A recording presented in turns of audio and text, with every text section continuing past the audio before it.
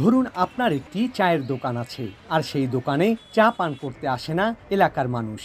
এমন অবস্থায় কি করবেন আপনি?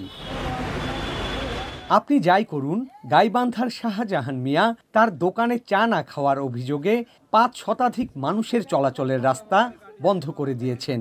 গর্ত খুঁড়ে ও গাছপালা কেটে বন্ধ করে দেয়া এই রাস্তায় শাহজাহানের নিজেরও কিছু জমি রয়েছে।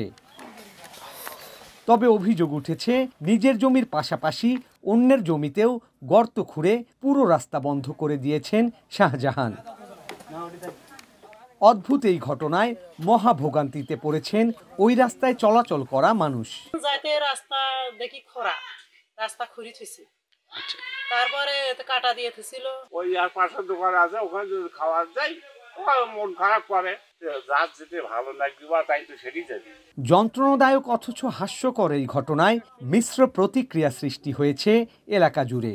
আমাদের এই পাড়ার লোকেরা চা সবাই খায় না, তো ওনার দাবি যে আমার জায়গা দিয়ে তোরা আসবেন আর আমার দোকানে চা খাবেন না, তো অন্য দোকানে চা খানে, সেই চাটা আমার দোকানে খাও। আমার দোকানে এই দিকের লোক যা চা খায় না, তো আমি তার ঘরের রাস্তা দেবো কিসের জন্য? এই রাস্তা দিয়ে হাঁটে, আমার দোকানে চা খায় না। শাহজাহানের অভিযোগের বিপরীতে এলাকাবাসী বলছেন, শাহজাহান বেশ রাগী প্রকৃতির মানুষ, যার ফলে ক্রেতাদের সাথে করেন দুর্ব্যবহার, যার ফলে তার দোকানে যেতে চায় না কেউই।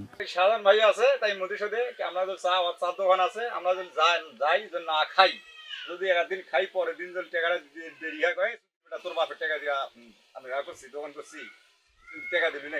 আমরা চা খাই না, তার আচারও নেই, আমাদের ভদ্রতা দেখায় না। অর্ধেক মানুষ যায়, অর্ধেক যায় না। তবে এই ঘটনার পর মানুষের ক্ষোভ ও নানা আলোচনা শুরু হওয়ার পর খুঁজে পাওয়া যাচ্ছে না শাহজাহানকে।